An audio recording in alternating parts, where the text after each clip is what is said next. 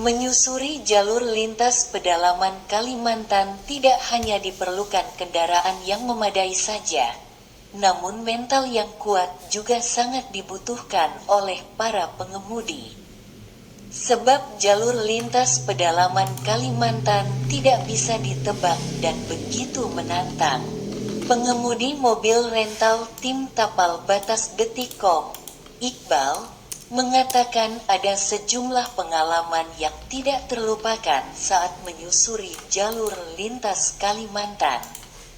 Perlu diakui, jalur negara yang membentang dari Pontianak sampai Jagoi Babang terbilang mulus.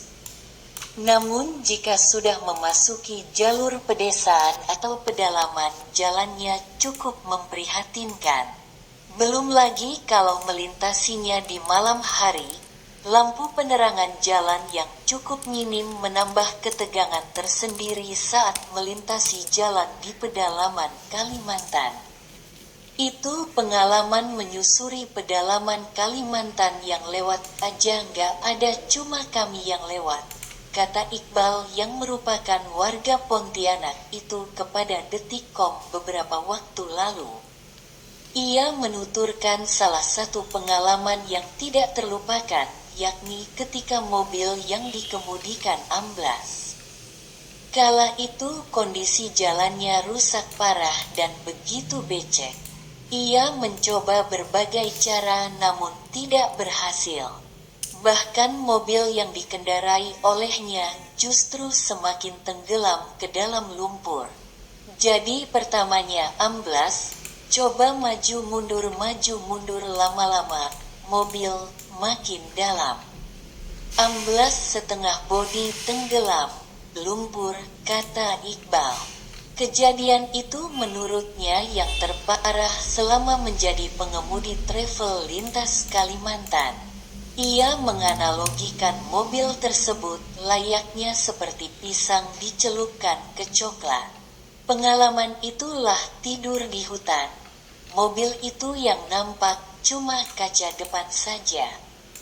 Mobil itu kayak pisang dicelupin ke coklat, jelasnya. Kendala yang dihadapi olehnya saat menyusuri jalur lintas Kalimantan tidak hanya sebatas itu saja. Ia menuturkan kejadian tersebut memaksa dirinya beserta tamu asal Jakarta menunggu pertolongan di tengah hutan. Namun sayangnya, sejak jam 1 siang sampai 6 sore sama sekali tidak ada mobil yang melintas. Akhirnya, Iqbal dan tamu pun memutuskan untuk berjalan selama 3 jam ke sebuah perkampungan untuk mencari pertolongan. Jalan kaki ke kampung tuh 3 jam dibuntuti anjingkan di hutan. Sampai kampung cari mobil penarik. Tarik mobil itu baru jam 1 malam, jelasnya. Tak hanya soal medan yang terjal saja, ia mengatakan selama menjadi pengemudi travel kerap diganggu oleh makhluk halus.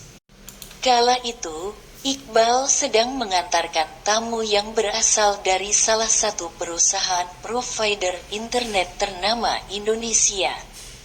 Ketika itu, ia bersama rombongan berada di tengah hutan sawit. Saat malam tiba, ia mendengar suara perempuan tertawa dari kejauhan. Padahal saat itu kondisi sedang sepi. Tidur di hutan pernah, diketawain kuntilanak sering, katanya. Berkat sejumlah pengalaman tersebut, ia selalu mempersiapkan beragam kebutuhan termasuk logistik, agar segala kemungkinan buruk bisa diatasi saat masuk ke pedalaman Kalimantan. Jadi kami dulu, kalau masuk ke pedalaman, bawa kompor portable, kuali, mie instan, panci sudah pasti kalau ke pedalaman. Magic com dan piring lengkap dibawa, jelasnya. Pengalaman serupa juga dirasakan Awang yang merupakan seorang mantri BRI unit seluas Kalimantan Barat, Ia mengatakan membutuhkan perjuangan ekstra untuk membantu pelaku UMKM melalui KUR. Tak jarang medan terjal yang dipenuhi oleh lumpur harus dilewatinya dengan kendaraan roda 2 untuk membantu UMKM naik kelas. Kebetulan lokasi saya jauh semua, nggak ada yang dekat, jadi pergi pagi, pulang sore, biasa malam, gitu. Jalannya tergantung lokasi. Kalau daerah Jagowi mungkin kebanyakan lokasi jalan bagus. Kalau daerah perkampungan kaya di seluas Desa Mayak ini jalan agak hancur. Kalau daerah Tadan hancur sekali daerah persawitan kan. Kebun-kebun sawit perusahaan, kata Awang. Awang mengatakan jarak tempuh antar rumah nasabah bervariasi mulai dari setengah jam paling cepat hingga ada yang sampai 2 jam lebih. Waktu tempuh itu terhitung jika kondisi kendaraan roda 2-nya sedang dalam kondisi prima. Minimal setengah jam, minimal, paling jauh sih ada 1,5 sampai 2 jam lebih ada.